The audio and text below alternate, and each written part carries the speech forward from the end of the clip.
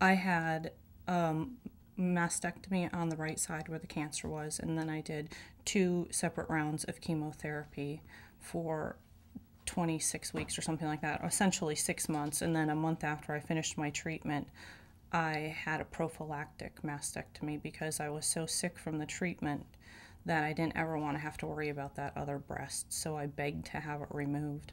I could have had a lumpectomy, and I opted for a mastectomy because I didn't want, there was a spot that I didn't really want to have to watch. I just wanted the whole thing gone, so I wouldn't have to always have that, that bad feeling in my stomach that something was growing in my breast.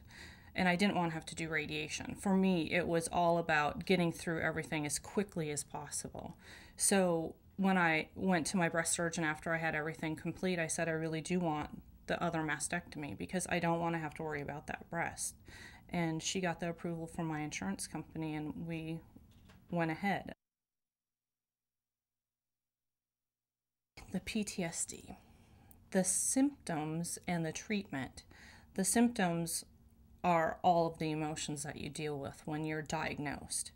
And my treatment was to talk about it. Apparently, the more you talk about PTSD, the lesser you feel that anxiety that comes with it. But I don't think I realized how serious the PTSD was until I got pregnant and I started feeling nauseated, and I brought back all my chemo, everything that I had gone through with chemo. And that's when I really needed the help. It wasn't really, I did get help during the treatment, but just having even nausea brought back all of the yucky stuff from the chemotherapy. And even when I get the stomach flu now, it brings back all that. It's horrible.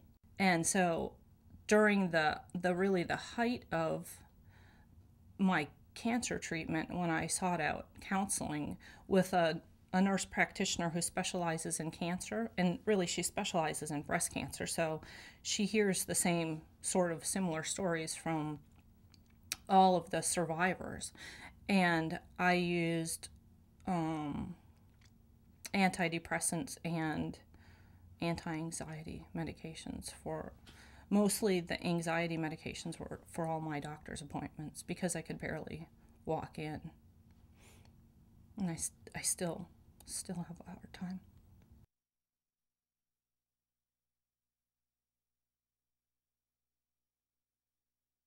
Our relationship suffered because both of us closed off.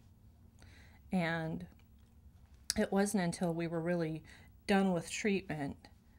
I could communicate. It was easy for me to be able to communicate with other women because when I would go to the support groups, we all knew what we were going through. Almost everybody had been there, with the tubes hanging out, with implants and prosthesis and all of those problems. But it's hard to talk to somebody who hasn't gone through it. So even though he wanted to support me however he could, I didn't communicate with him very well.